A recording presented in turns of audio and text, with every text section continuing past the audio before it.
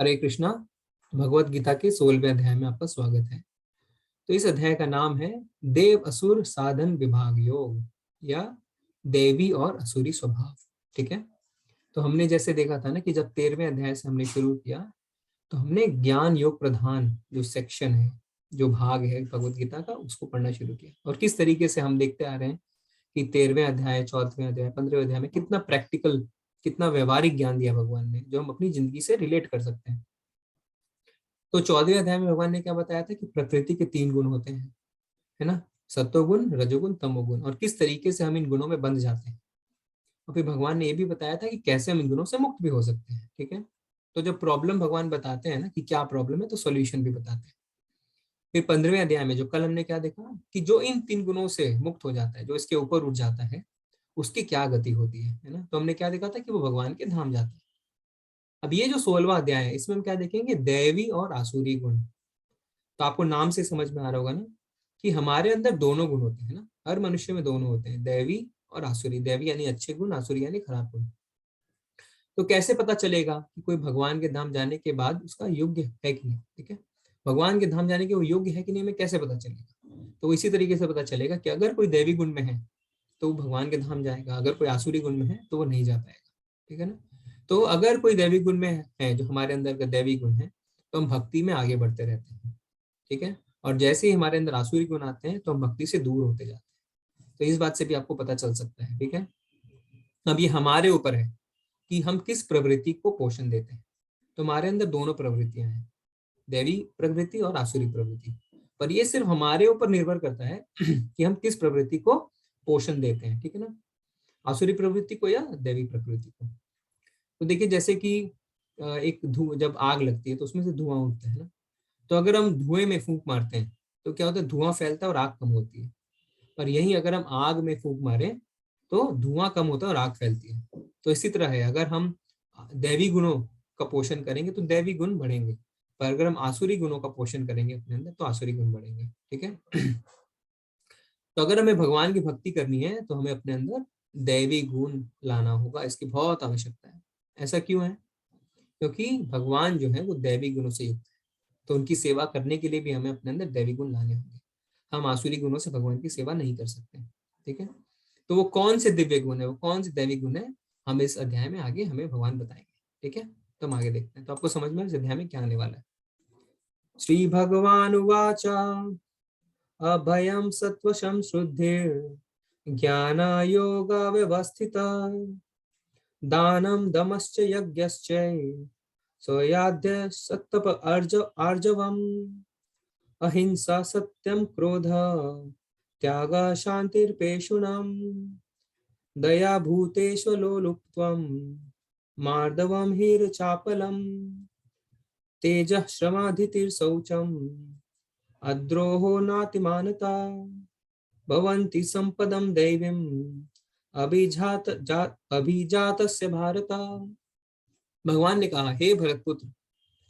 अब इसमें भगवान क्या बता रहे हैं, पहले 3 श्लोकों में भगवान बता रहे हैं कि दैवी गुण क्या होते हैं।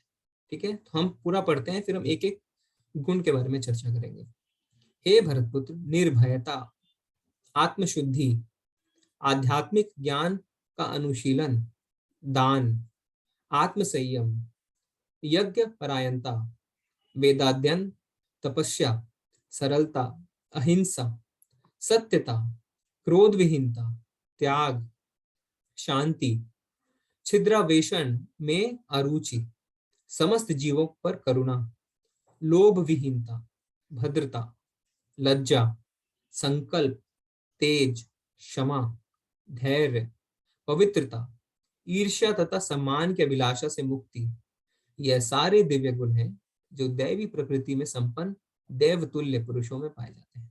तो भगवान ने इतनी बड़ी एक लिस्ट बताई है, और हम चाहते हैं ना कि जब आप एक एक गुणों के बारे में डिस्कस करेंगे तो आप थोड़ा आराम से, थोड़ा ध्यान लगा के देखें कि आपके अंदर कौन कौन से गुण हैं और कौन कौन से नहीं है।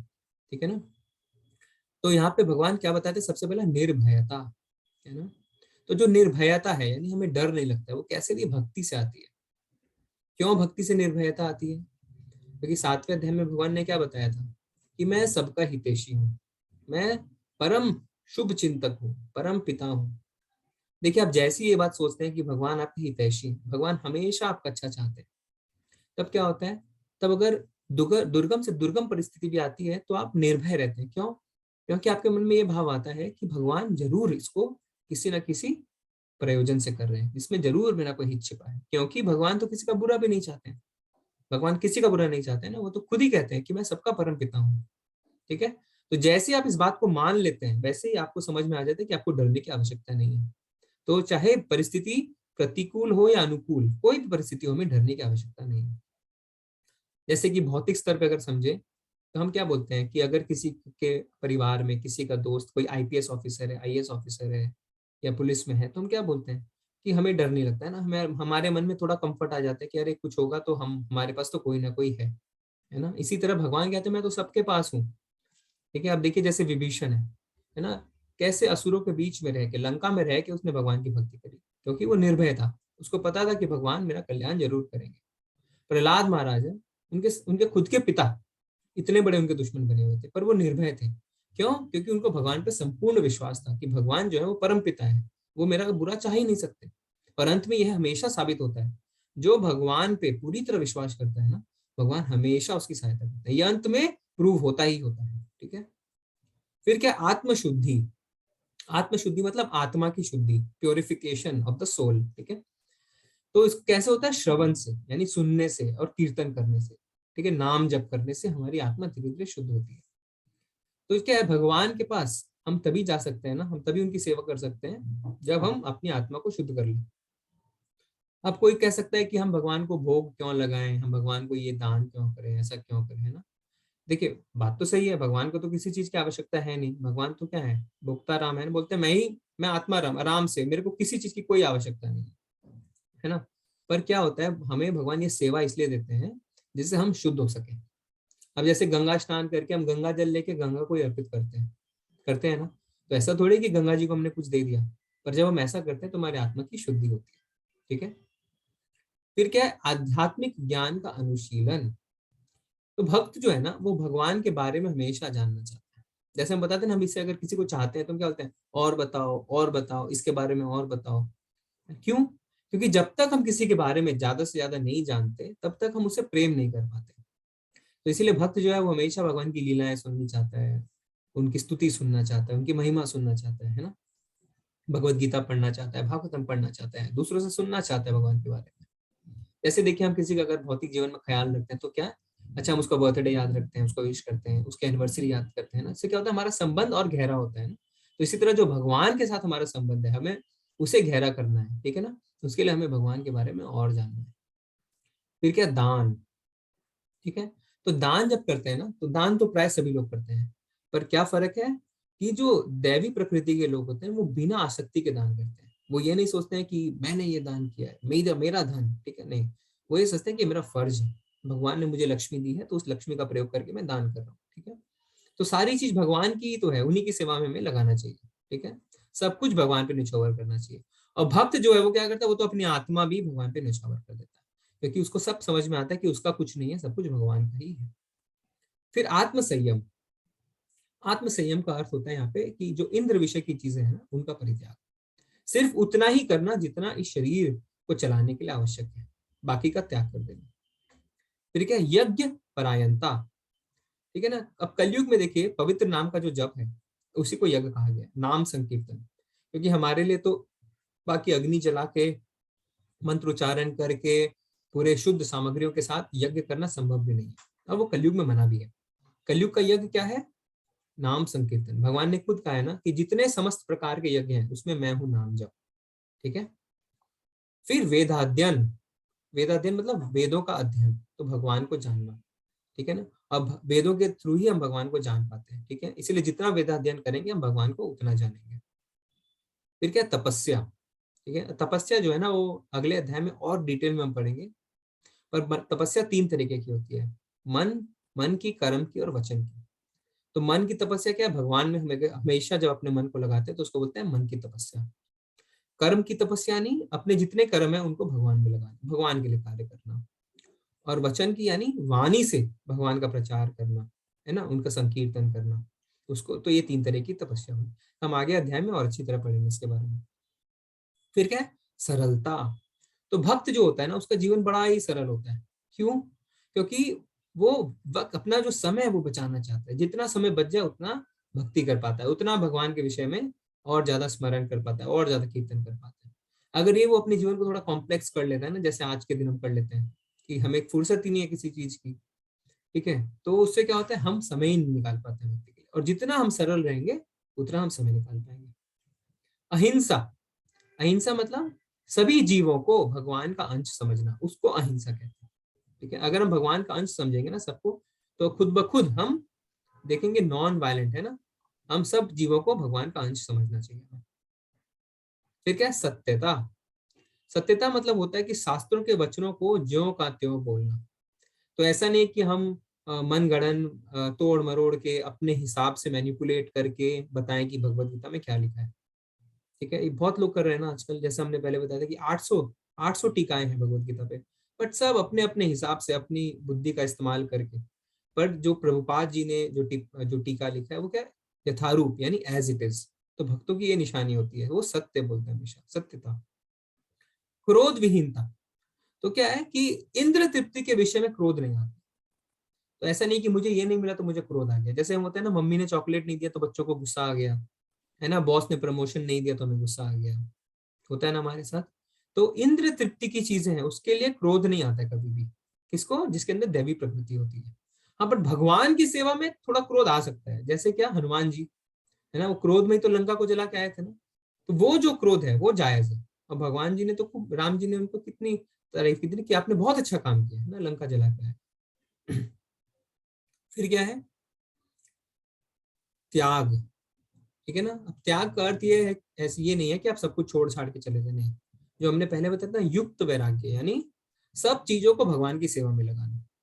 ये हमें समझना बहुत आवश्यक है, क्योंकि जो भक्ति में लोग आने से हिचकिचाते हैं ना, वो इसलिए करते हैं क्योंकि उनको लगता है मुझे सब कुछ छोड़ना पड़ेगा, है ना। क्यों सब कुछ छोड़ना पड़ेगा? अरे तो भक्ति है। पर ऐसा नहीं है। युक्त वैराग्य मतलब सब कुछ है। अब देखिए कि अभी हम लैपटॉप का इस्तेमाल कर रहे हैं ना, अगर आप बोल सकते थे ना कि नहीं, भक्ति में तो ये त्यागना चाहिए ना आपको, तो फिजिकली करिए, आप कोई हॉल में करिए, है ना। पर हमने क्या किया है, हमने इसको भगवान की सेवा में लगा दिया। जैसे आप सब लोग हैं ना, आप व्हाट्सएप में ग्रुप में जुड़े हैं, आप अपने स्मार्टफोन का इस्तेमाल कर रहे हैं। तो ऐसा जब आपको भगवान की सेवा में लगा देते हैं ना, तो वो ठीक है। तो प्रभुपाद जी कहते हैं कि जब कोई साइंटिफिक इन्वेंशन है, अगर साइंस ने कोई प्रोग्रेस किया है किसी चीज को लेके, ये सब मटेरियल एनर्जी है ना, पंचभूत से सब कुछ बना है, तो ये कृष्ण की एनर्जी है, कृष्ण की सेवा में लगाइए ना, तो उसमें दिक्कत कहाँ पे है? उसमें कोई दिक्कत है। पर मायावादी जो होते हैं ना, वो डर जाते हैं, वो नहीं करते। वो एक सुंदर पुष्प भी देख लेते हैं ना, सुंदर फूल, उससे भी डर जाते हैं। क्या? अरे मैं तो माया में आ जाऊंगा, मैं तो फंस जाऊंगा। पर जो भक्त होता है वो क्या करता है, उस फूल को तोड़ के भगवान के चरणों में स्पर्श कर देता है। अब देखिए, है ना, आप माया में नहीं फंसे। तो हमें कोई भी चीज जो भौतिक है, जो मटीरियल है, उसको भगवान की सेवा में लगाना है। इसको कहते हैं युक्त वैराग्य। ठीक है। फिर है शांति। शांति का तो हमने 5वें अध्याय में बड़े अच्छे से देखा था ना, 29वें श्लोक में शांति सूत्र श्लोक था ना। क्या? कब हमारे मन में तुरंत शांति आती है? जब हम अशांत होते हैं तो तुरंत हमें वो श्लोक पढ़ना चाहिए। 5वें अध्याय का 29वां श्लोक क्या है? उसमें क्या कहते हैं? भगवान परम भोक्ता है। भगवान कहते हैं मुझे परम भोक्ता समझो। परम भोक्ता मतलब मैं ही हूं जो भोग कर सकता हूं, हम भोग नहीं कर सकते। ठीक है। दूसरा, सब लोग, जितने लोग हैं, खाली हमारा पृथ्वी लोक नहीं, सब लोगों का मैं स्वामी हूँ, मुझे स्वामी समझो। और तीसरा, सबका परम हितैषी हूँ। देखिए, मन में तुरंत शांति आती है कि हमें भोग नहीं करना है, हम भोग करने लायक, हम भोग के लिए बने ही नहीं है। जीवात्मा भोग के लिए नहीं बनी है, परमात्मा भोग के लिए बने हैं। ठीक है। तो तुरंत जो हमारी अननेसेसरी डिमांड्स होती हैं, हमें, हमारा मन अशांत कब होता है? जब हम किसी चीजों के पीछे भागते हैं। तो जैसे हम देखते हैं कि हमारे लिए बनी नहीं है, तो वैसे हमारा मन शांत हो जाता है। फिर क्या सोचते हैं हम कि जितने लोग हैं उसके स्वामी भगवान है, तो भगवान की इच्छा से सब कुछ हो रहा है, तो मुझे डर क्यों है? मैं तो भगवान का नाम जप कर रहा हूँ ना, भगवान तुम्हारे परम पिता है। तो हम गलत भी नहीं करते हैं, गलत राह से पीछे हट जाते हैं, हमारे मन में तुरंत शांति आ जाती है। ठीक है। फिर क्या है? छिद्रावेशन में अरुचि। छिद्रावेशन का अर्थ क्या होता है? दूसरे में कमियां ढूंढना, जिसमें हम सब एक्सपर्ट हैं। हाँ, बिना पीएचडी करे हमने उसमें पीएचडी कर ली है, दूसरों में कमियां ढूंढने में, है ना। क्या बोलते हैं हम? हाँ, इट्स ऑल गुड, बट, ये बट जो है ना, ये हमेशा दूसरों में कमियां ढूंढने वाला है ना। पर भक्त क्या करता है? भक्त कमियों को नहीं देखता। जो दैव्य प्रकृति के लोग हैं वो अच्छे गुणों को देखते हैं, और खाली देखते नहीं है, उसको ग्रहण भी करते हैं। ठीक है। जैसे इसमें एक उदाहरण आता है कि एक भक्त था, ठीक है, नियोफाइट बोलते हैं इंग्लिश में, यानी जो नया नया भक्ति में है। अब उसने क्या कहा ना, उसने कहा कि मैं घर में तो कर लेता हूँ नाम जप, पर बाहर ना मुझे शर्म आती है लोगों के आगे। सब कहते हैं अरे देखो इसको। तो एक बार वो बाहर जाता है, ठीक है, तो एक पब्लिक प्लेस में जाता है, पार्क में, तो वहां लिखा रहता है कि यहाँ कुछ लिखा रहता है, यहाँ ये करना मना है। ठीक है। अब जिस चीज की मनाही है वो देखता है कि लोग वही काम कर रहे हैं, उन्हें शर्म भी नहीं आ रही है करते हुए। तो उसके मन में एक विचार उठता है कि जिस काम को एकदम अलग से बोला है कि मना है, नहीं करना, उसको भी लोग बिना किसी शर्म के किए जा रहे हैं, उन्हें किसी चीज की डर नहीं है, किसी चीज का शर्म नहीं है, तो मुझे भगवान का नाम लेने में शर्म क्यों आ रही है। उस दिन से फिर उसको एहसास होता है कि नहीं, तो इस शर्म की बात नहीं, क्योंकि मैं तो कोई गलत कर भी नहीं रहा, लोग गलत कर रहे हैं फिर भी नहीं शर्मा रहे, तो मैं जब सही कर रहा हूं तो मैं क्यों शर्माऊं। ठीक है। तो क्या आ गया ये हाँ, फिर आगे समस्त जीवों पर करुणा, तो दया करना। ठीक है। और सबसे बड़ी दया हम क्या कर सकते हैं किसी भी जीव पे, उसको भक्ति में लाना। उससे बड़ी दया नहीं हो सकती। देखिए, आप खाना खिलाएंगे, कल दोबारा उसको भूख लगेगी। कपड़े देंगे, 3 महीने बाद दोबारा उसको कपड़े चाहिए, है ना।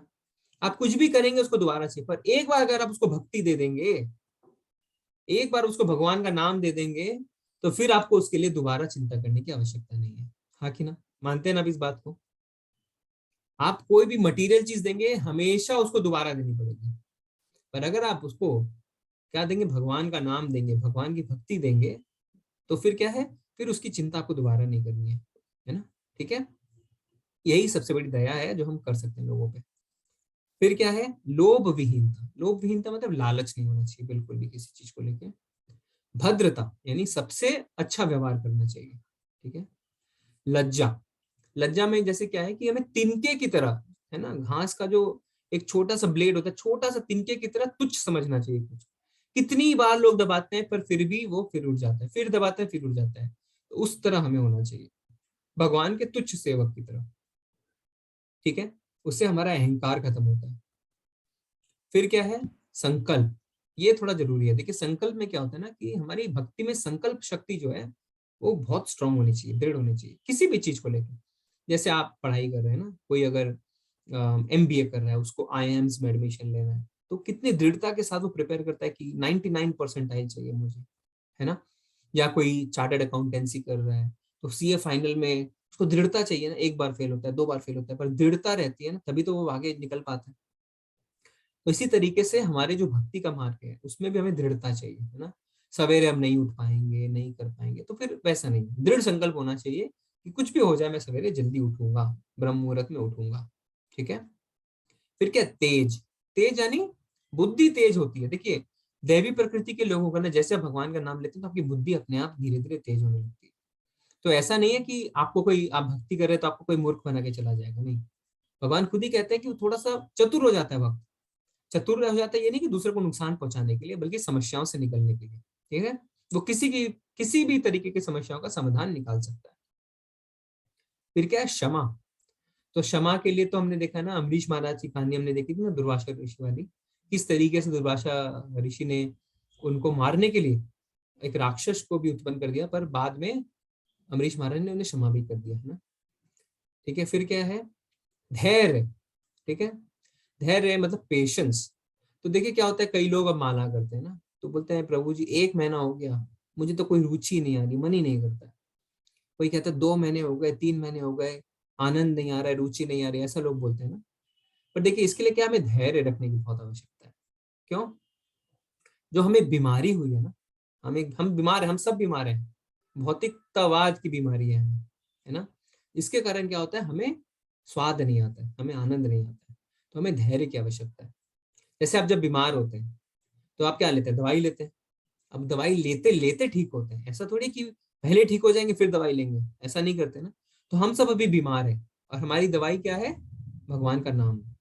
तो भगवान का नाम जपते जपते हमारी बीमारी ठीक होगी। आप ऐसा मत सोचिए कि पहले हम ठीक होंगे फिर दवाई लेंगे फिर हम भगवान का नाम जपेंगे, ऐसा तो कभी हो ही नहीं सकता। ऐसा कभी हो सकता है क्या। ठीक है ना। तो ये अब जो बात आती है कि 1 महीने हो गए, 1 साल हो गया, 6 महीने हो गए, ये देखिए ये निर्भर करता है कि आपकी आत्मा पे कितनी मोटी परत जमी हुई है पुराने कर्मों की, है ना, और आप कितनी गंभीरता से कर रहे हैं। जितने गंभीरता से करेंगे उतना जल्दी आनंद आएगा, है ना। और अगर बहुत पुराने कर्म हैं जिनकी परत जमी हुई है तो टाइम लगेगा ना, धीरे धीरे। अब जैसे देखिए पीलिया होता है ना, जॉन्डिस जिसको हम लोग बोलते हैं, तो उसके लिए क्या उपाय है? उसके लिए उपाय है गन्ने का जूस पियो। पर जब आप गन्ने का जूस पीते हैं तो स्वाद भी नहीं आता है। जब पीलिया हो जाता है ना तो गन्ने का जूस पीने से स्वाद नहीं आता है, ठीक है। पर गन्ने का जूस ही उसका सोल्यूशन है। तो धीरे धीरे गन्ने का जूस पीते पीते आपको उसका स्वाद भी आने लगता है और पीलिया भी ठीक हो जाता है, जॉन्डिस भी ठीक हो जाता है, ठीक है। फिर क्या है? पवित्रता। तो पवित्रता हमने समझी थी ना, हमने समझा था पिछले अध्याय में, शरीर की और आत्मा की, ठीक है। चेतो दर्पण मार्जनम, तो भगवान का जब हम नाम लेते हैं तो हमारा जो चित्त है, चित्त रूपी दर्पण, उसको उसकी सफाई होने लग जाती है, ठीक है। और लास्ट में क्या है? ईर्ष्या तथा सम्मान की अभिलाषा से मुक्ति। तो हमें भक्त जो है वो कभी भी किसी से ईर्ष्या नहीं करता है ना, जेलस नहीं होता है किसी से। और सम्मान यानी ऐसा नहीं सोचता कि मैंने एक काम किया तो मुझे सम्मान मिले, मुझे अटेंशन मिले, मेरी तारीफें हो। उसके मन में ऐसा भाव नहीं रहता, वो हमेशा अपनी ड्यूटी समझ के करता है। और कहीं अगर उसको सम्मान पाने का उम्मीद भी रहता है तो वो वहां से चला जाता है, वो सम्मान पाने के इच्छुक नहीं रहता, क्योंकि सम्मान पाते ही आदमी के अंदर अहंकार आना स्वाभाविक है, ठीक है। तो आपको समझ में आया ये? तो ये होते हैं सारे दैवी गुण, ठीक है। तो प्रभुपाद जी क्या बताते हैं कि पहले से तीसरे श्लोक में उल्लिखित ये सभी 26 गुण पारलौकिक हैं। वर्ण आश्रम धर्म के अनुसार इनका आचरण होना चाहिए। उन्हें सामाजिक और व्यवसायिक की विभिन्न स्थितियों के अनुसार विकसित किया जा सकता है। उद्देश्य यह है कि भले ही भौतिक स्थितियां दयनीय हों, यदि इन गुणों का अभ्यास पुरुषों के सभी वर्गों द्वारा किया जाए तो धीरे धीरे पारलौकिक बोध के उच्चतम मंच तक उठना संभव है। तो कहते हैं कि हमारी स्थिति कैसी भी हो, कितनी भी दयनीय हो, पर अगर हम अपने कर्म और गुण के अनुसार लगे रहेंगे तो अपने आप हम सब गुणों को प्राप्त कर लेंगे, ठीक है। और अभ्यास पे जोर दिया है, ऐसा आपको विचलित नहीं होना कि अरे नहीं हो रहा है, अरे नहीं हो रहा है ना। अभ्यास करते रहिए, प्रैक्टिस करते रहिए, हो जाएगा, ठीक है। अब भगवान क्या बताते हैं? आसुरी गुण। तो हमने इतनी लंबी लिस्ट देखी किसके बारे में? दैवी गुण। अब हम देखते हैं आसुरी गुण के बारे में। दम्भो दम्भो दर्पोऽभिमानश्च क्रोध पारुषमेव च अज्ञानं चाभिजातस्य पार्थ संपदमासुरीम्। हे पृथापुत्र, दंभ, दर्प, अभिमान, क्रोध, कठोरता, अज्ञान, ये सारे आसुरी स्वभाव वालों के गुण हैं। दंभ, दंभ क्या होता है? अहंकार, ठीक है। देखिए दंभ, दर्प और अभिमान तीनों एक जैसे लग रहे हैं, पर हम बताएंगे अलग अलग क्या होता है। दंभ मतलब होता है अहंकार। किस चीज का अहंकार? अपने आप को वो समझना जो आप है ही नहीं। दंभ मतलब उस चीज का अहंकार जो आप हैं ही नहीं।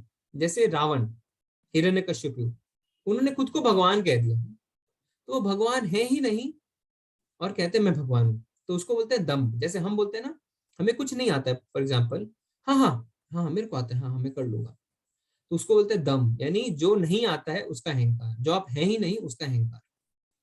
फिर क्या? दर्प। दर्प का मतलब होता है गर्व होना। गर्व किस चीज पे होता है? जो हमारे पास है। तो जो है उसके कारण जो घमंड है उसको कहते हैं दर्प, और जो नहीं है उसके कारण जो घमंड है उसको कहते हैं दम्भ। तो हमें तो गर्व बहुत किस चीज पे हो जाता है ना, किस पे?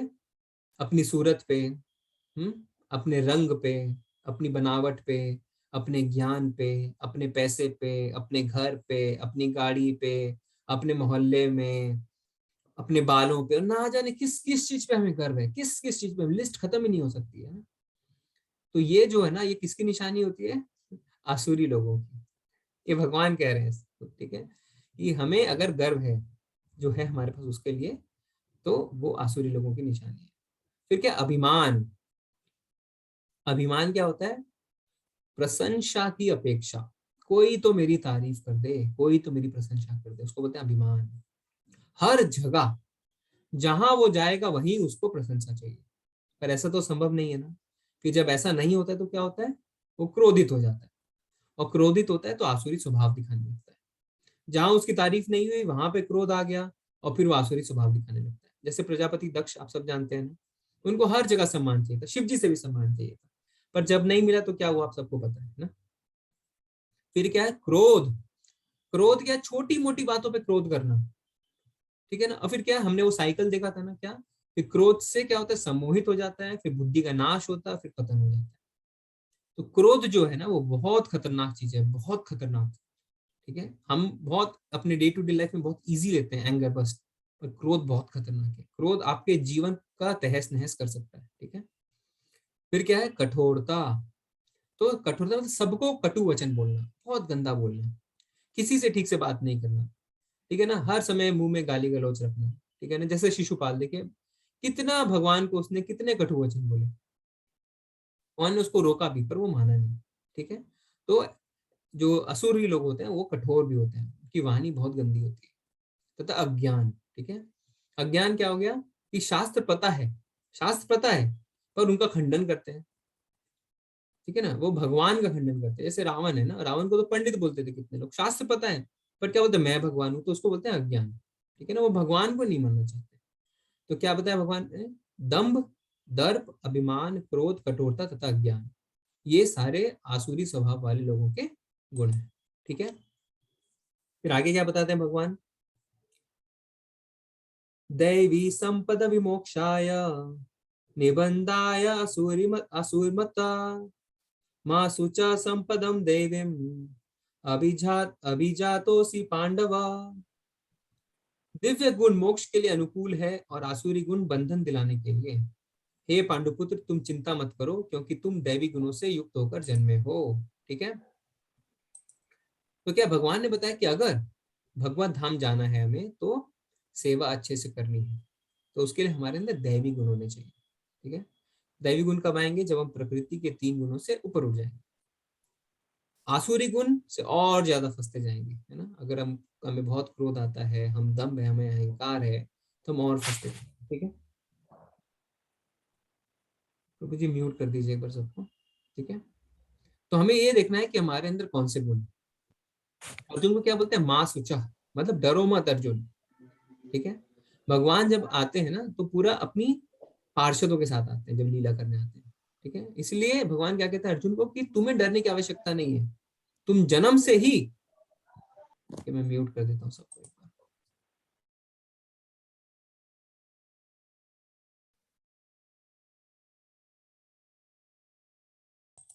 हाँ, तो भगवान क्या कहते हैं कि अर्जुन तुम डरो मत। क्यों, क्योंकि तुम जन्म से ही दैवी गुणों के साथ पैदा हुए हो। अब भगवान क्यों जानते हैं, क्योंकि अर्जुन तो बहुत बड़ा भक्त था ना, वो भगवान का पार्षद था। भगवान अकेले नहीं आते लीला करने, सबके साथ आते हैं। ठीक है, इसलिए भगवान चौथे अध्याय में क्या बताते हैं अर्जुन को कि तुम और मैं अनेक बार आ चुके हैं, पर तुम्हें कुछ भी याद नहीं और मुझे सब याद है। ठीक है, अर्जुन को भगवान का नित्य सखा कहते हैं। ठीक है, हाँ, फिर आगे क्या बताते हैं भगवान, दो भूत सर्ग लोकेस्मिन् देव आसुर एव च दैवो विस्तरस्य प्रोक्ता आसुरम पार्थ में शृणु।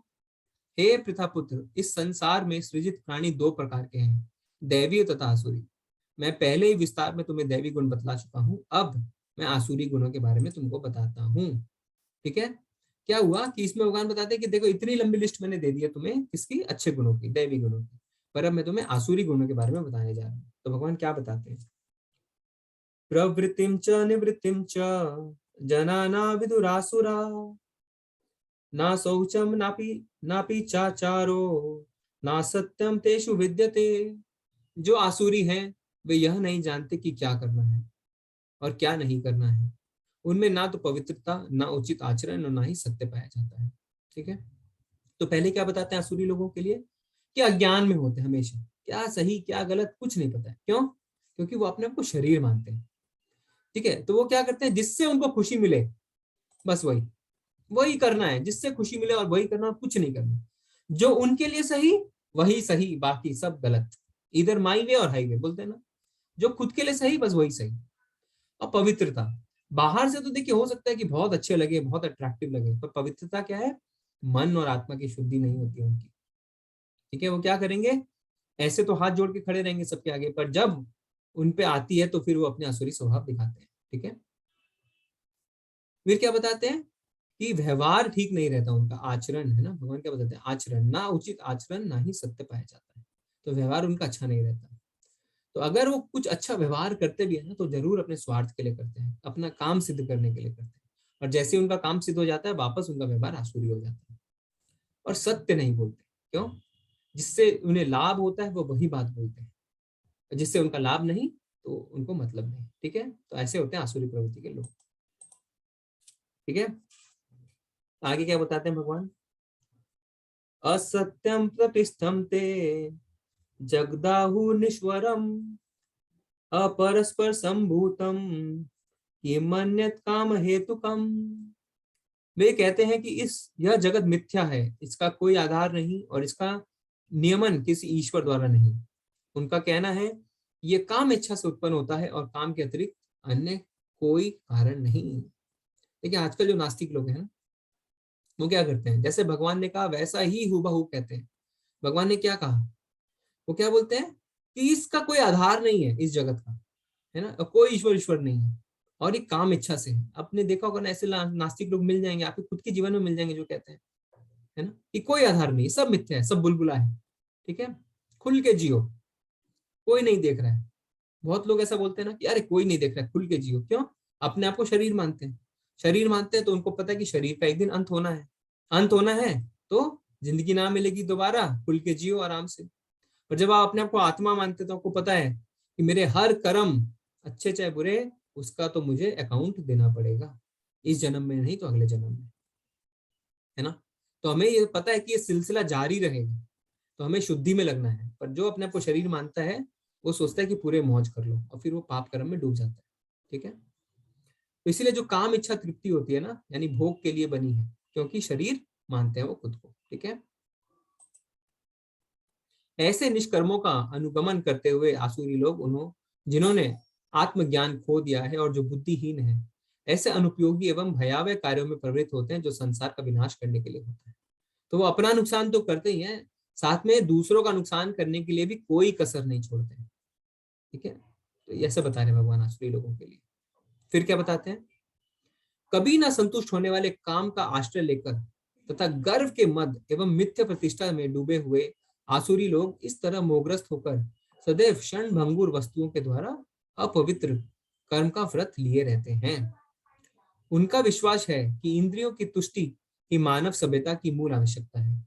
इस प्रकार मरण काल तक उनको अपार चिंता होती रहती है।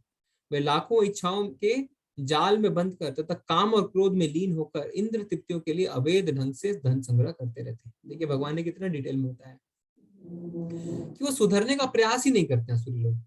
जैसे व्रत, जैसे एक संकल्प ही ले लिया है, क्या ले लिया है कि गलत काम करना है। भगवान क्या बोल रहे हैं कि जैसे गलत काम करने का एक व्रत ही ले लिया। ठीक है ना, सब कुछ जो क्षण भंगुर, जो टेम्पोररी है, उसके पीछे पड़े रहते हैं। पर बुद्धिमान लोग क्या करते हैं, वो इंद्रिय तृप्ति के लिए प्रयास नहीं करते हैं, है ना, वो शाश्वत परमानेंट सुख खोजते हैं।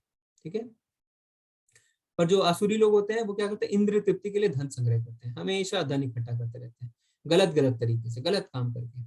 फिर क्या होता है, फिर उसके बाद खुद ही अपार चिंता में जुट खो जाते हैं। क्यों? गलत तरीके से अगर धन संग्रह करेंगे तो सूनर और लेटर प्रॉब्लम तो आएगी ना। या तो जुआ खेलेंगे, या मैच फिक्सिंग करेंगे, या कहीं चोरी कर लेंगे, या किसी को झूठ बोल देंगे, या कहीं अकाउंट्स में हेरा फेरी कर लेंगे, कहीं ना कहीं तो कुछ ना कुछ गड़बड़ करेंगे। फिर क्या होता है, फिर अपार चिंता हो जाती है उनको, बहुत चिंता हो जाती है। फिर शरीर त्यागते टाइम क्या होता है, मरते टाइम जब उनको सब कुछ छोड़ के जाना पड़ता है ना, तो बहुत दुख होता है उनको। और हमने क्या देखा था कि शरीर छोड़ते टाइम जैसा हमारा भाव रहता है, फिर हमें वैसा ही शरीर मिलता है। तो जब वो मरते हैं ना, उनको बहुत दुख में रहते हैं कि मेरी संपत्ति इतना जो मैंने जुटाया, उसका क्या होगा, अब कोई दूसरा उसे हड़प लेगा, मैंने इसका भोग नहीं किया, है ना।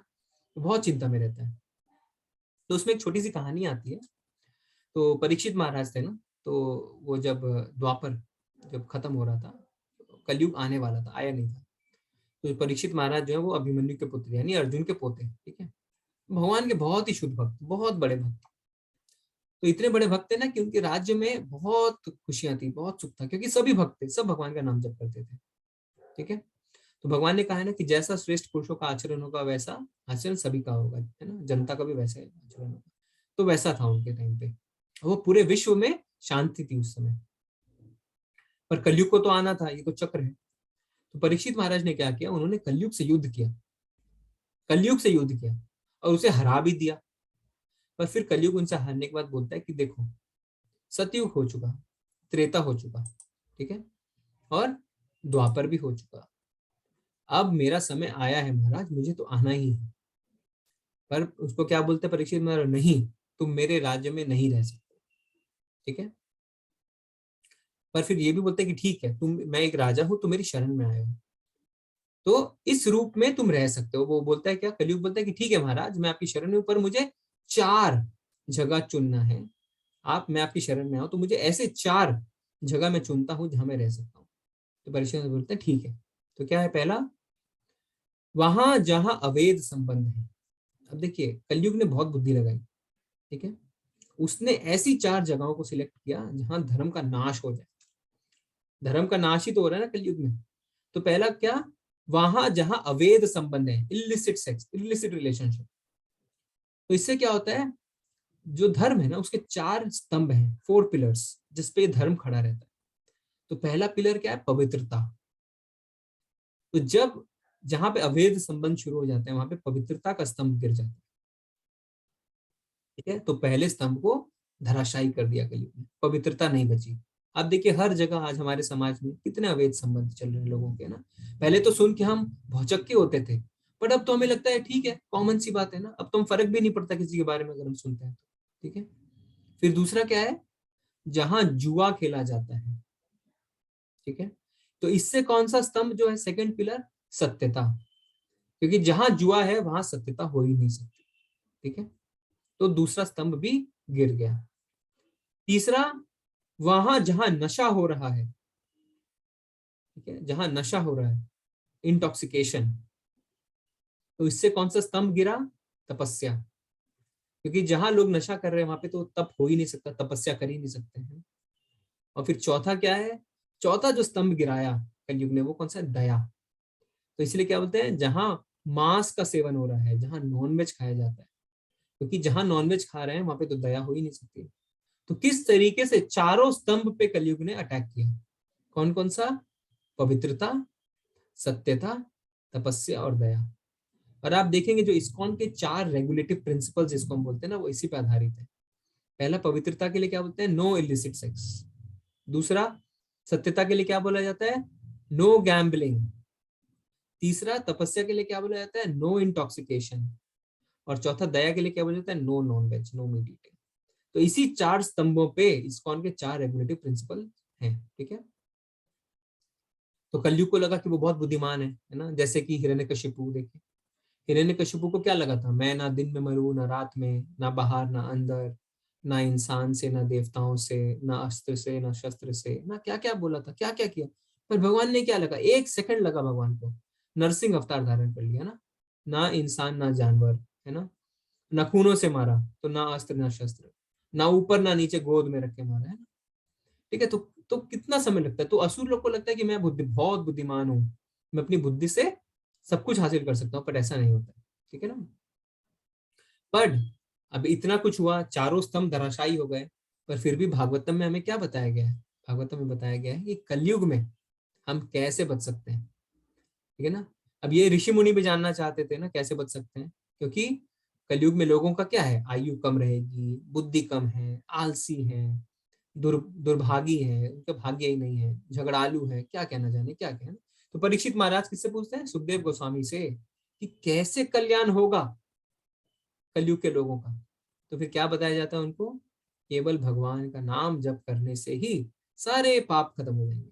कितना सरल बना दिया देखिए भगवान ने, हरे नाम हरेर नाम केवलम, है ना। हम बताते ना कि सिर्फ हरि का नाम और हरि का नाम लेने से ही छुटकारा मिलता है। कलो नास्तव्य नास्तव्य नास्तव्य गतिरन्य था, और कोई उपाय नहीं है, और कोई उपाय नहीं है, और कोई उपाय नहीं, ठीक है ना। ठीक है, अब कोई लोग बोलते हैं कि हमें कैसे पता चलेगा कि कलयुग आ गया है, तो बोलेंगे इन 4 चीजों को आप देख लीजिए, जहां नशा होता है, जहां इलिसिट सेक्स होता है, जहां इंटॉक्सिकेशन होता है, और जहां मीट ईटिंग होता है, वहीं कलयुग है। क्योंकि इससे जो हमारे धर्म के चारों स्तंभ है वो धराशायी हो चुके हैं। फिर अब देखिए साथ में शील प्रभुपाद कहाँ गए थे सबसे पहले, हाँ, अमेरिका के कौन सी जगह में सबसे पहले गए थे, चैट में बताइए। मैंने फर्स्ट क्लास में बताया था। सबसे पहले शील प्रभुपाद कहाँ पहुंचे थे अमेरिका में? जल्दी से बताइए चैट में,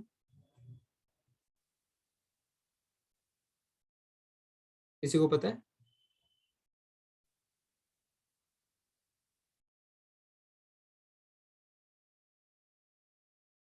नॉर्वे नहीं, नहीं यूएसए में गए थे, न्यूयॉर्क, ठीक। हाँ कीर्ति माता जी ने बताया, न्यूयॉर्क।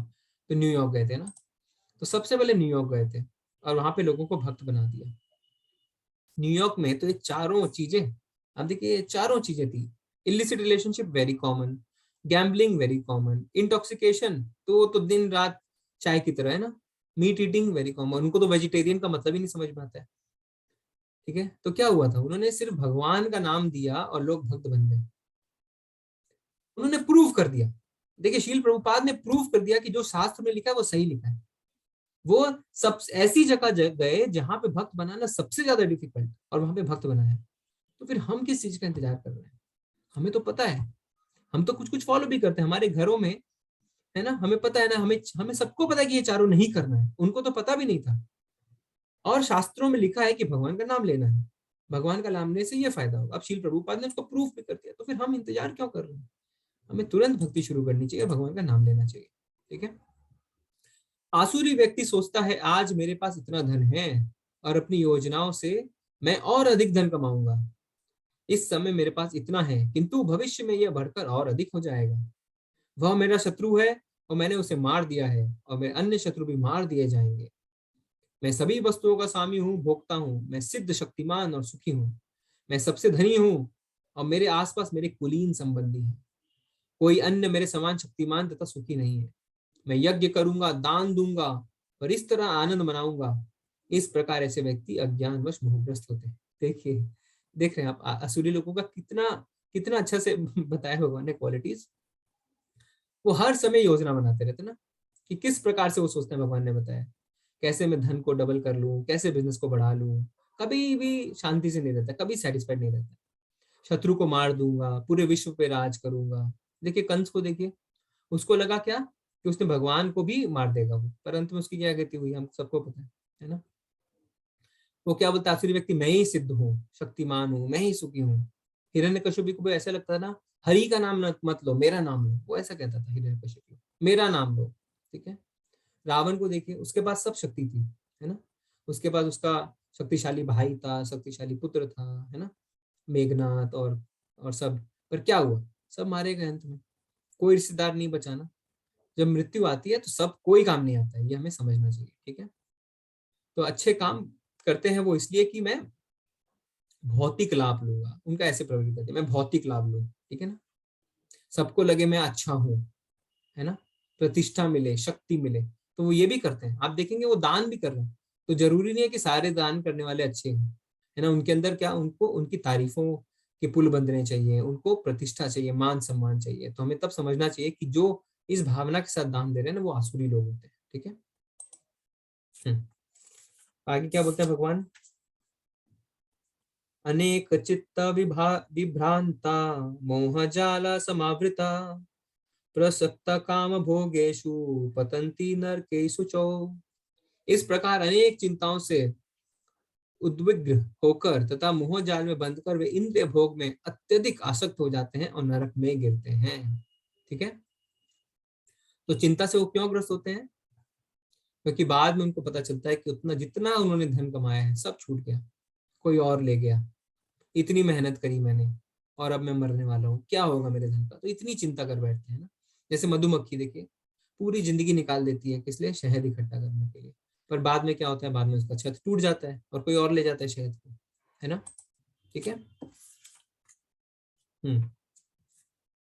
अहंकारा बलम दर्पम, कामम क्रोधम च संश्रिता, मामात्म पर देहेशु प्रद्विषन्ति भय सूयका। मिथ्या अहंकार, बल, दर्प, काम तथा क्रोध से मोहित होकर आसुरी व्यक्ति अपने शरीर में तथा अन्य के शरीर में स्थित भगवान से ईर्ष्या और वास्तविक धर्म की निंदा करने लगता है। ठीक है, अपने आप को शरीर मानता है और उसको थोड़ी सी अगर शक्ति मिल जाए, थोड़ा सा पावर मिल जाए ना, तो अपने वास्तविक रूप में आ जाता है। तो इसीलिए हम कहते हैं ना कि अगर किसी का वास्तविक नेचर, स्वभाव, उसका व्यवहार जानना है ना, तो उसको थोड़ी सी पावर दे दो, तब हमें असली व्यवहार उसका दिखेगा, तब पता चलेगा। असुर को शक्ति देखते ही क्या होता है ना, वो उसके दुरुपयोग करना शुरू कर देता है। उसके पहले हाथ जोड़ के खड़ा रहता है, सबसे अच्छा बात, सबसे अच्छे से बात करेगा, आपको लगेगा इससे भद्र कोई है ही नहीं। पर जैसे ही आप उसको थोड़ी शक्ति दे दो, थोड़ा पावर दे दो, तो वो क्या करता है, अपने बल पे घमंड करना शुरू कर देता है ना, और आसुरी शक्ति दिखाना शुरू करता है। फिर क्या है, भगवान से ईर्ष्या करने लगता है, सोचिए आप। और ईर्ष्या यानी निंदा भी करने लगता है, ठीक है। तो इससे क्या होता है, वो पतित हो जाता है, ठीक है। शिशुपाल को देखिए, शिशुपाल सबसे अच्छा उदाहरण है। तो पहले उसने ईर्ष्या करी, ठीक, फिर निंदा करने लगी, तो अंत में उसका की क्या गति हुई, सुदर्शन चक्र आया और उसका गर्दन काट के निकल गया ना, ऐसा ही तो हुआ। पर इसको भी भगवान की एक तरीके से कृपा ही माननी चाहिए, क्योंकि भगवान कहते हैं मैं सबका परमपिता हूँ। क्यों? क्योंकि उसके पाप कट गए ना। भगवान को लगा कि अगर इसको अभी नहीं मारा तो ये और पाप करता जाएगा, करता जाएगा, और कहाँ जाके गिरेगा उसका कोई ठिकाना नहीं है, ठीक है। इसीलिए तो एक माँ जो होती है वो अपने बच्चे को गलत काम करने से रोकती रहती है ना, ठीक है। जो लोग ईर्ष्यालु तथा क्रूर हैं और नराधम हैं, उन्हें मैं निरंतर विभिन्न आसुरी योनियों में भव सागर में डालता रहता हूँ। तो देखिए भगवान ने क्या कहा है कि जो देवी गुण वाले तो भगवत धाम जाते हैं, पर जो आसुरी होते हैं वो क्या होता है, उनकी सफाई बहुत जरूरी है ना। तो भगवान उनको धोते रहते हैं, तब तक धोते रहते हैं जब तक उनके अंदर दैवी गुण उत्पन्न ना हो जाए। अब देखिए जैसे कि गंदे कपड़े हैं, हम कब तक उनको धोते रहते हैं, कब तक साफ करते रहते हैं, कब तक भिगोते रहते हैं, कब तक उनको पीटते रहते हैं, जब तक वो साफ नहीं हो जाते, है ना। तो भगवान हमें बुलाना चाहते हैं अपने धाम, पर जब तक हम साफ नहीं हो जाएंगे, जब तक हमारे अंदर दैवी गुण नहीं आ जाएंगे, हम भगवान के धाम के जाने लायक योग्य ही नहीं है। पहले तो हमें योग्य बनना पड़ेगा ना, ठीक है। तो उसके लिए क्या होता है, भगवान कहते हैं कि मैं उन्हें असुर योनियों में भव सागर में डालता रहता हूँ, क्यों? जिससे वो साफ हो पाए, है ना। किसी ना किसी दिन उनको ऐसा एहसास हो कि मैं कितने कष्टों को झेल रहा हूँ, किस लिए, ठीक है। हे कुंती पुत्र, ऐसे व्यक्ति आसुरी योनि में बारंबार जन्म ग्रहण करते हुए कभी भी मुझ तक नहीं पहुंच पाते, वे धीरे धीरे अत्यंत अधम गति को प्राप्त होते हैं। तो जब तक आसुरी गुण है, हम भगवान को प्राप्त कर ही नहीं सकते, ठीक है। भगवान यहाँ पे साफ साफ बताते हैं। फिर क्या बताते हैं भगवान 21वें श्लोक में, त्रिविधम नरकस्येदम द्वारम नाशन मात्मना काम क्रोध तथा लोभ तस्माद् तत्र यम त्यजेत। इस नरक के 3 द्वार हैं, काम क्रोध और लोभ। प्रत्येक बुद्धिमान व्यक्ति को चाहिए कि इन्हें त्याग दे, क्योंकि इनसे आत्मा का पतन होता है। तो देखिए भगवान ने नरक के 3 द्वार बताए हैं, क्या? काम यानी इच्छा, क्रोध और लोभ, ठीक है ना। एक नरक हमारे अंदर है, ठीक है, जो हमारी आत्मा को गिराता है। तो भगवान क्या बताते हैं, इन 3 द्वारों से बचिए, किससे? काम से, क्रोध से और लोभ से, ठीक है। फिर क्या बताते हैं भगवान, एतर्विमुक्त कौन्तेय तमोद्वारे स्थिर्भिर्नर आचार्यात्मना श्रेय ततो याति पराम गतिम। हे कुंती पुत्र, जो व्यक्ति इन तीनों नरक द्वारों से बच पाता है, वह आत्म साक्षात्कार के लिए कल्याणकारी कार्य करता है और इस प्रकार क्रमशः परम गति को प्राप्त होता है। तो अगर हम आत्मा को बचा लेते नरक से, इन 3 द्वारों से, तो क्या होता है, फिर हम भगवान के धाम जाते हैं। पर अगर हम इन 3 द्वारों से अपनी आत्मा को नहीं बचा पाते हैं, तो क्या होता है, तो फिर हम बहुत ही लोअर प्लैनेट्स में, है ना, और बहुत ही गंदे योनियों में जाके गिरते हैं, ठीक है। तो हमें क्या करना चाहिए, हमें अपने दिव्य गुणों को बढ़ाना चाहिए, जिससे क्या हो, जिससे हमें भगवान की प्राप्ति हो। अगर हम ऐसा प्रयास नहीं करते हैं, और अगर हम अपनी इंद्रिय तृप्ति में लीन रहते हैं और हम अज्ञानतावश काम करते हैं, अगर जो भी हम पढ़ रहे हैं ना अपने शास्त्रों के हिसाब से, जो भगवत गीता में लिखी है, अगर उस पर ध्यान नहीं देते हैं और जैसा चल रहा है वैसा चलने देते हैं, तो हम प्रकृति के जो 3 गुण है उसमें फंसे रह जाएंगे। हम कभी भी प्रयास ही नहीं कर पाएंगे बाहर निकलने का। और जब तक हम प्रयास नहीं करेंगे ना, तो हम और नीचे गिरते जाएंगे, और नीचे गिरते जाएंगे, ठीक है। हाँ, फिर क्या कहते हैं भगवान, यह शास्त्र विधि मुत्सृज वर्तते काम कारत ना स सिद्धिम वाप्नोति ना सुखम ना पराम गतिम। जो शास्त्रों के आदेशों की अवहेलना करता है और मन माने ढंग से कार्य करता है, उसे ना तो सिद्धि, ना सुख, ना ही परम गति की प्राप्ति होती है। तो असुर के एक और लक्षण भगवान ने बताया, क्या? मन माने ढंग से काम करता है, कोई चीज को फॉलो ही नहीं करना चाहता है, कोई रूल्स एंड रेगुलेशंस फॉलो ही नहीं करना चाहता।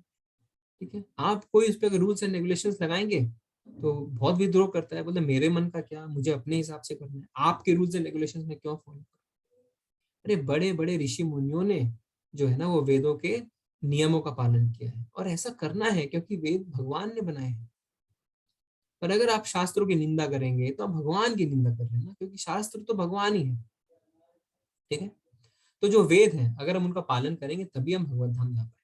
अगर हम अपने मनमाने ढंग से अपनी बुद्धि से ही कार्य करते रह जाएंगे और कोई नियमों का पालन नहीं करेंगे तो फिर हमारी गति जो है वो बहुत ही खराब है। ठीक है, अतएव मनुष्य को यह जानना चाहिए कि शास्त्रों के विधान के अनुसार क्या कर्तव्य है और क्या अकर्तव्य है। उसे विधि विधानों को जानकर कर्म करना चाहिए जिससे वह क्रमशः ऊपर उठ सके।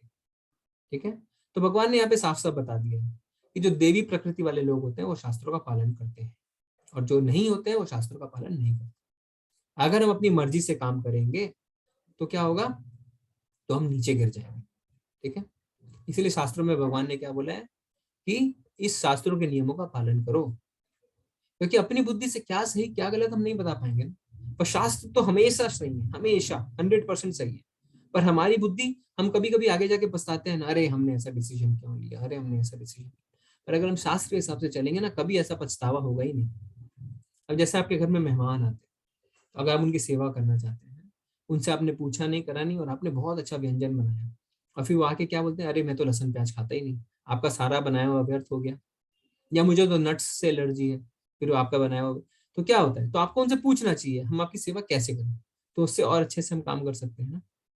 तो इसी तरीके से हमें पूछना चाहिए, किसे, अपने गुरु से, भक्तों से, है ना, और शास्त्र पढ़ने चाहिए। ठीक है, भगवान ने, देखिए इस चित्र में आप देखेंगे भगवान खुद गुरु स्वीकार करते हैं। संदीपनी मुनि के आश्रम में गए थे ना, वो उनको गुरु स्वीकार किया, शास्त्रों को पढ़ा।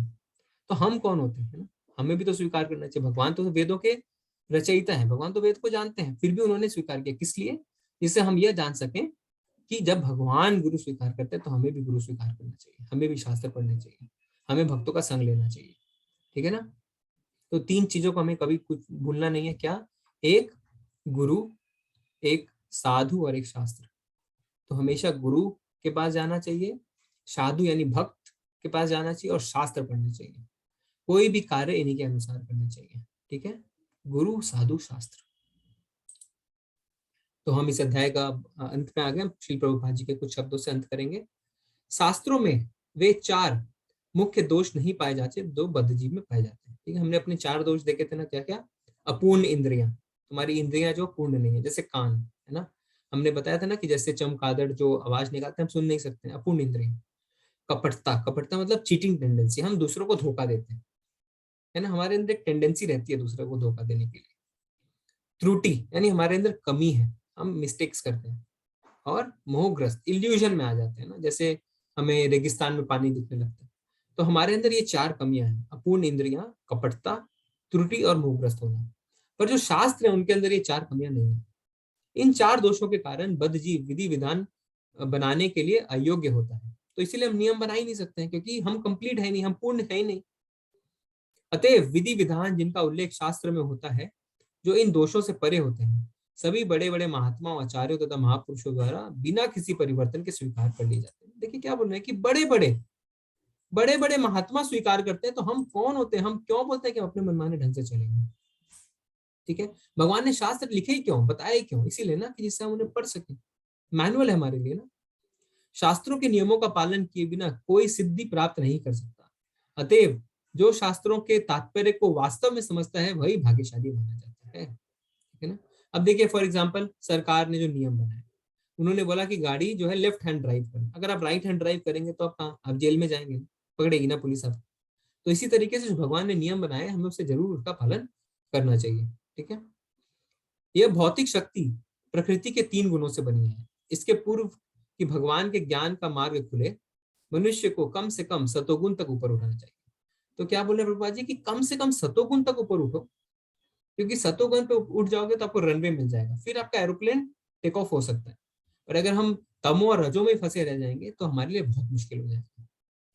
दूसरों के लिए यदि उपयुक्त तथा प्रामाणिक गुरु का मार्गदर्शन प्राप्त हो जाता है तो उसका जीवन सफल हो जाता है, क्योंकि गुरु उच्च पद की ओर और उन्नति के मार्ग को दिखा सकता है। ठीक है, तो हमें क्या चाहिए, हमें अपने दिव्य ज्ञान बढ़ाने के लिए गुरु के शरण में जाना चाहिए, भक्तों का संग लेना चाहिए और शास्त्रों का अध्ययन करना चाहिए। हम ऐसी भौतिक एजुकेशन के पीछे नहीं है जो पैसे दे के लिया जा सकता है, या आध्यात्मिक है।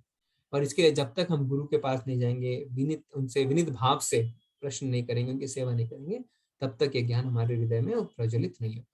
ठीक है, तो इसके साथ हमारा अध्याय खत्म होता है। हरे कृष्णा। आपका अगर कोई प्रश्न है तो आप पूछ सकते हैं। जी प्रभु जी, परेश बोथारा प्रभु जी का क्वेश्चन है, प्रभु जी यज्ञ पर्यंत एक बार फिर से समझाइए। यज्ञ यज्ञ हाँ, यज्ञ पर्यंत, ये जस्ट चैप्टर क्लोज होने से पहले आपने यज्ञ पर्यंत के बारे में कुछ बोला था। अच्छा, मैं देखता हूँ कौन से स्लाइड की बात कर रहे हैं प्रभु जी। तो अनम्यूट करिए ना। जी, एक second. Paresh Prabhu ji please unmute. Hare Krishna Prabhu ji. Hare Krishna Prabhu, कौन सा बता रहे थे, क्या चीज पूछ रहे हैं? यज्ञ पर्यंत प्रभु जी। यज्ञ प्रायणता के बारे में पूछ रहे हैं प्रभु जी। क्या समझ में नहीं आया आपको उसमें? समझ में नहीं आया सर, वो टर्म मिस हो गया प्रभु जी। अच्छा, मैं देखता हूँ उसमें कौन से स्लाइड की बात कर रहे हैं। ये 16.1.3 प्रभु जी। हाँ अच्छा, शुरू में ही आपने मिस कर दिया। हाँ, तो इसको मैं, अच्छा इसमें क्या बोला था हमने? आसुरी व्यक्ति सोचता है आज मेरे पास इतना धन है और अपनी योजनाओं में से मैं और अधिक धन कमाऊंगा। इस समय मेरे पास इतना है, किंतु भविष्य में यह बढ़कर और अधिक हो जाएगा। वह मेरे शत्रु हैं और मैंने उसे मार दिया है, वह मेरे अन्य शत्रु भी मार दिए जाएंगे। वे सभी वस्तुओं का स्वामी है, भोगता हूँ, सिद्ध शक्तिमान तथा सुखी हूँ, सभी धनी व्यक्तियों सबसे धनी हूँ, मेरे आसपास मेरे कुलीन संबंधी इत्यादि। तो यहाँ पे तो उन्होंने आसुरी व्यक्ति के गुणों के बारे में बताया ना, कि वो सोचता है कि उसी के पास सब कुछ है, वही सबसे खुश है। अब वो सोचता है कि मेरे पास धन है, मेरे पास सारे संसाधन हैं, मेरे पास रिश्तेदार और मित्र हैं जो मेरे बुरे समय में काम आएंगे। पर जब असली में बुरा समय आता है तो कोई उसके काम नहीं आता है। ऐसा बताया ना प्रभु यहाँ पे। ठीक है ना? 13वें, अगर आप 13वें श्लोक के बारे में बात कर रहे हैं तो ठीक है।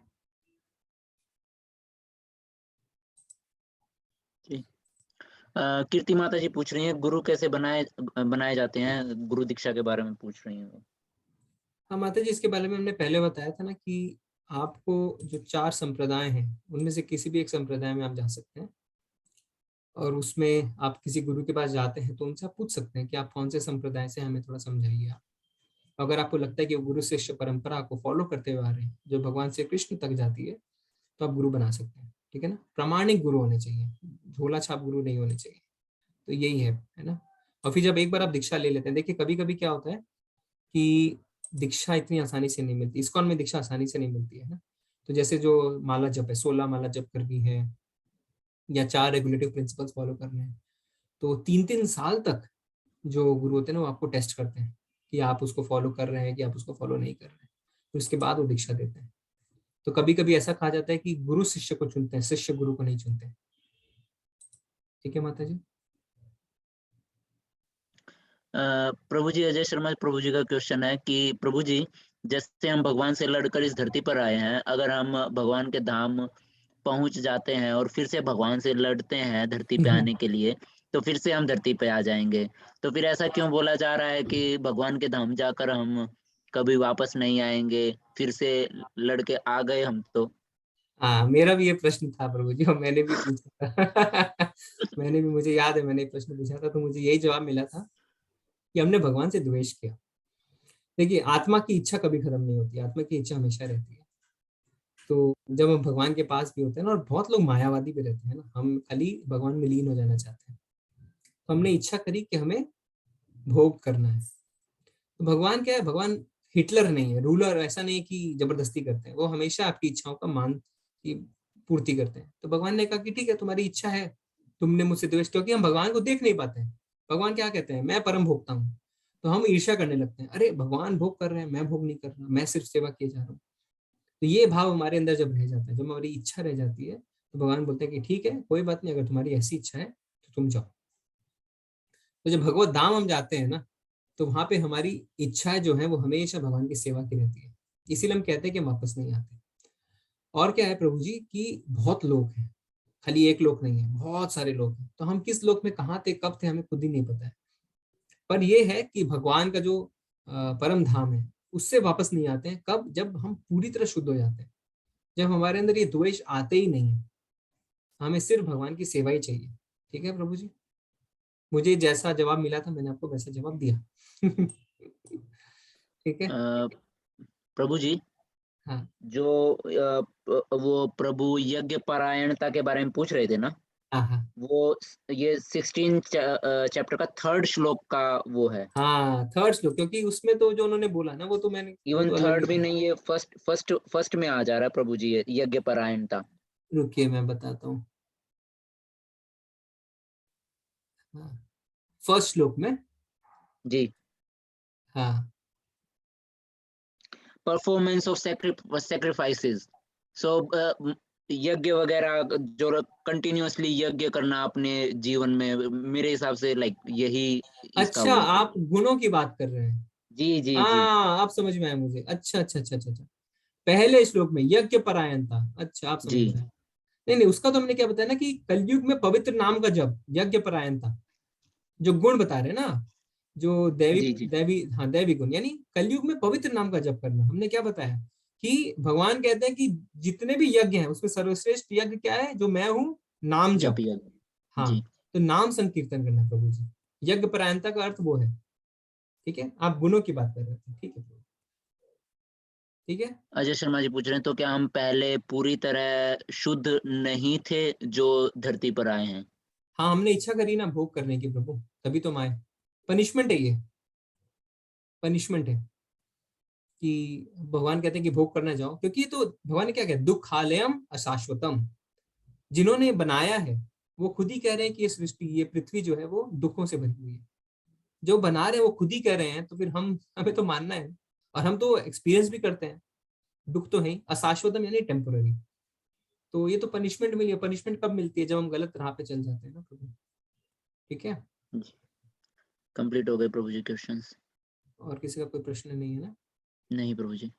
हाँ, चलिए ठीक है फिर। अब 2 अध्याय हमारे बचे हैं, तो कल और परसों में हमारे अध्याय खत्म हो जाएंगे। लेवल 2 में प्रभु जी, अब लेवल 2 के अब लिंक्स डाल सकते हैं। जी जी जी जी। हाँ, तो लेवल 2 में हम इसके बाद ज्वाइन कर सकते हैं। तो लेवल 2 में क्या होता है कि वापस भगवत गीता के 18 अध्याय होते हैं और कुछ और बुक्स भी ऐड होते हैं। और हफ्ते में सिर्फ 2 क्लासें होती हैं। और उसमें थोड़ा सा सेल्फ स्टडी फिर आता है कि आप धीरे धीरे खुद भी पढ़ना शुरू करते हैं। तो जैसे आप देखेंगे कि जो आपके पास भगवत गीता अगर इस्कॉन की नहीं है तो मंगवा सकते हैं। प्रभु जी लिंक डाल देंगे।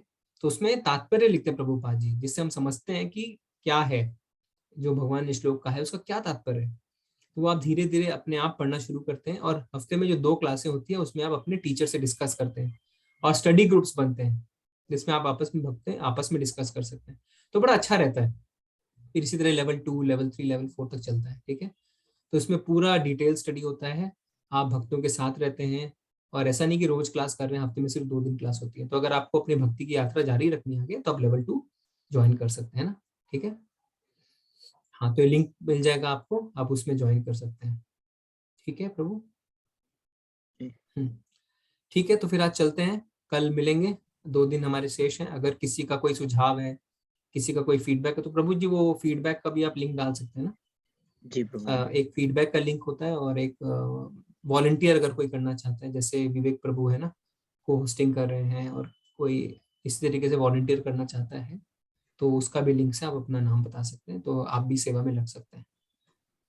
ठीक है, चलते हैं फिर। वाञ्छा कल्पतरुभ्यश्च कृपा सिन्धुव एव च पतितनां पावनेभ्यो वैष्णवेभ्यो नमो नमः। अनंत कोटि वैष्णव वृंद की जय। श्री जय प्रभुपाद की जय। जय। हरे कृष्णा। आप सबका बहुत बहुत धन्यवाद। श्री कृष्ण प्रभु जी।